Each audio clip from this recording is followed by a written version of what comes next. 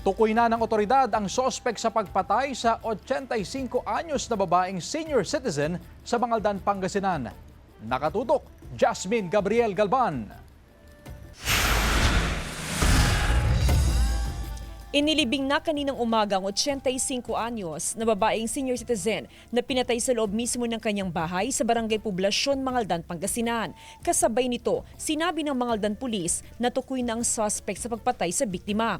Sa mga CCTV footage na hawak ng otoridad, makikita ang pag-aligid ng suspect sa bahay ng biktima bago nangyari ang krimen.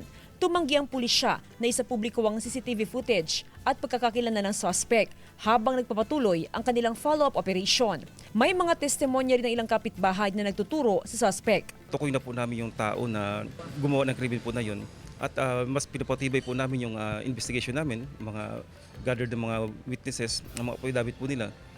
Ngayong linggo, isasampa na raw ang kaso laban sa suspect. Bukod sa suspect, meron pang isang person of interest na kasabwat sa krimen. Yes, napakalaking bagay po yung witness po na magtutukoy po sa tao na yun. Nililink po namin yung ibang tao po na involved dito. Possibly po, hindi lang po isa. Umaasa ang mga naiwang kaanak ng biktima na masampahan ng kaso ang lahat ng sangkot sa krimen. Asikaso kung paano ang mabigyan ng station. Yun lang ang ano ko. Kasi hindi, sa phone ng mother ko wala naman siyang kaalitan. Hindi rin muna isinapubliko ng pulisya ang motibo sa krimen hanggat hindi pa nahuhuli ang mga salarin. Jasmine Gabriel Galban, One North, Central Luzon.